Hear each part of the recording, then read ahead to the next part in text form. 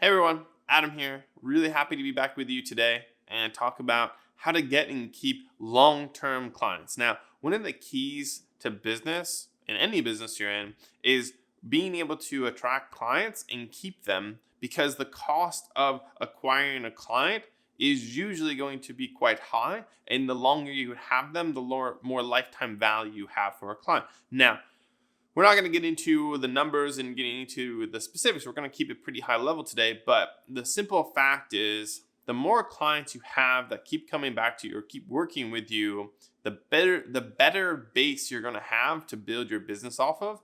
And the easier it will be for you to scale and to grow into something that hopefully you want to be. Now, you have to decide as an organization or as a person, if you're just by yourself, what type of company do you want to be? Do you just want to be a one-man band that provides solutions for your clients? You're happy with 5 clients that keep coming back to you, keep recurring. You're happy with that, and that's what you want.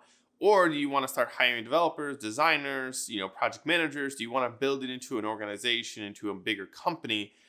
You're going to have to really build more client base, right? So in order to really do that, you're going to have to start with the first amount of clients anyway, but the hardest part is going to be able to build clients that are honestly going to want to work with you again and again for all their projects, whether they're, a small organization that needs a simple website, but also they want you to maintain it. They have a marketing campaign coming up where they want to hire you for that. Those are the type of projects we're talking about. And then you might be working with another agency. You might be working with, not a competitor, but a complementary agency, meaning you're a design and development agency, they're a marketing agency.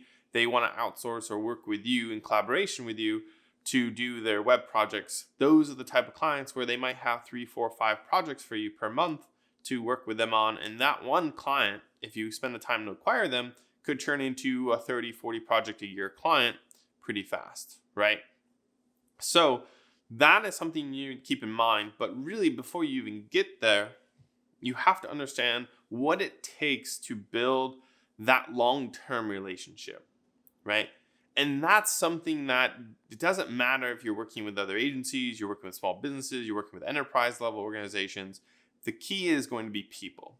The biggest key that most people forget about is that you're working with someone else. You have a counterpart, you have a contact or someone in an organization that you're working with.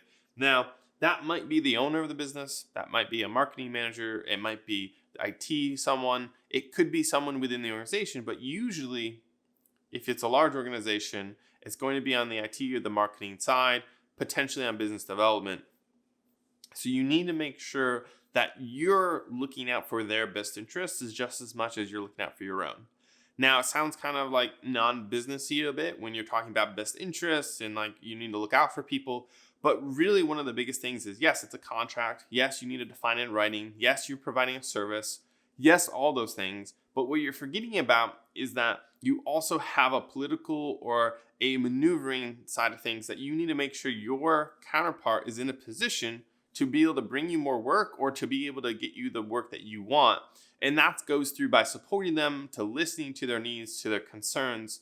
And if that's a small business, that's like, hey, I only have $500 right now. What can I get from that? Not lying to them and saying, oh, we can get you the best website ever. If you're pushing them further and further to spend more, it's listening to what they want and be like, okay, $500, the best I can get you is a landing page that helps you promote this. And if they can get a nice ROI and let's say they have a little marketing push around that landing page that brings them in $10,000 in sales, that's a great ROI for them from a standpoint. And they might want to come back to you again and be like, okay, now we have $1,000 to be able to build something a little bit better. How can we make this better? And they can continually build that and grow that with you. Now, that's a great way to build a small client that can be a really, really loyal client that continually increases their budget and might even have the same budget from year in, year out that you can pretty much rely on. Now, the other side is a larger project. If you're talking about $100,000 or $200,000 level projects, these are going to take months and months to clear. You're going to have to go through many different level departments, all sorts of bureaucracy before you even really see money. And that's going to be your added value, is to be able to define the scope of a project, to work with things, to really make sure that you're spending the time with that counterpart to make sure they understand the value you provide and also how you can really help the organization. Because the more information you can provide them up front, the more internally they're going to be able to push for you and also be able to define the scope or the work of the project so that you are able to perform and do it at that level what they need. And the organization recognizes that as well. So I know a lot of this is really like general, high level, but this is incredibly important, not just from a sales perspective, but from a relationship building. You're building a relationship with that counterpart and really that organization. And you're going to either do a great project with them and they're going to continue to be, your best friend, sending people to you, talking about you, bringing in other work to you, or that could turn sour and it could be they talk to everyone and say, hey, we worked with this organization and they don't want to work with you. It can go both ways. What we're going to really focus on is if you have that trust, right? If you're building that relationship with them, they're going to listen to you.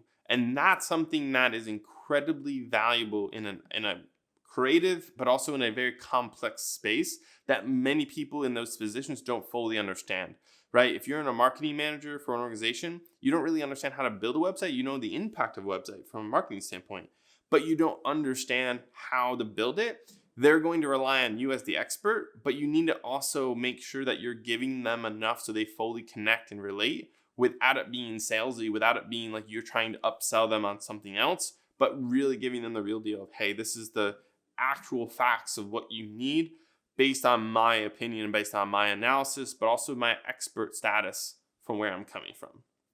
A part of all of that is you have that relationship. Let's say you have that relationship with the counterpart and you already, or an organization, and you're working on a project. One of the biggest things that you have to do is you can't overpromise. You have to set clear boundaries. You have to define things. You have to do research, and you have to base your opinion on a researched fact or data. You can't just say, no, I don't want to do that because of this, right?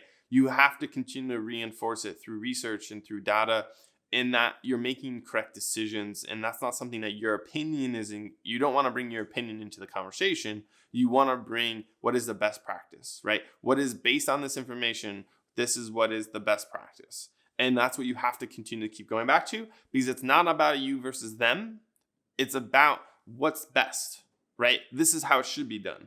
At the end of the day, they can say, no, we don't like that. And you can kind of backtrack and you can work with them. I'm like, okay, if you don't want to do this, what you want to do? What are the things you want to do? And you can see if that even is something you want to consider. Because a lot of times, if they don't want to do the best practice, then it's probably not a project you want to be a part of, and you can cleanly exit, leave them in good standing before things go down further, and be able to remove yourself.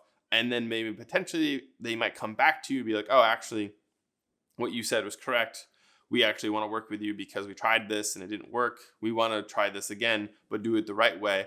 You still have that relationship intact for them to come back to you without it being a big deal, right? You can be like, hey, you know what? If you're interested, I'm here.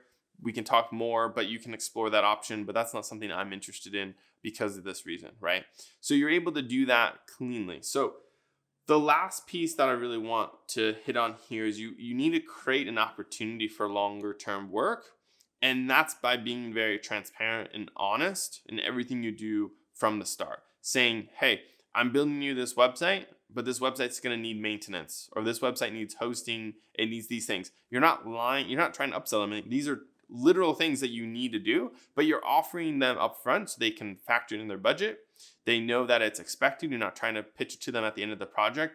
And you're being very, very direct and saying, hey, I do these things, so consider me for this. So when you go to the project, a lot of people might just consider the design development costs, but they haven't considered, SEO optimization. They haven't considered how much it costs to maintain the website, how much hosting costs, what do they need to do if they need to make updates? Do they need training on things? Are they going to have someone do those updates for them? Those are the type of things you need to vet out and really ask the right questions for, because that will create opportunities for long-term work for you and build that relationship more, and it will produce a better product for the client. So it's in your best interest to really vet out these things beforehand and make sure that you're being very transparent in the entire process so they don't come back to you and say, hey, you didn't tell us it was going to be this much money per month for maintenance, and we didn't even know we needed maintenance for this website. Why didn't you tell us that? And that right there is something you thought was everyone knew that, but that's something where you can build value and transparency from the start by being extra clear up front. Now, it goes without saying, you need to deliver on what you said. If you don't deliver on the value, you're not going to be able to retain that client long term. But if you continually deliver, you're continually honest, you're continually upfront, you continually work with them, you think about their best interests and where they're coming from and how you can work with them to fit that need, then you're going to have a recipe for a long-term, healthy, but productive relationship that hopefully will pay huge dividends over the long term and produce great results. All right, everyone, that's it for today on how to get and keep long-term clients. And, in our last video, we talked how to get the right clients. In the next video, we're going to talk about how to get referrals. Really thank you for tuning in and being a part of this conversation. Please like, comment, subscribe, and don't forget to grow as you go, and always here for you if you need anything.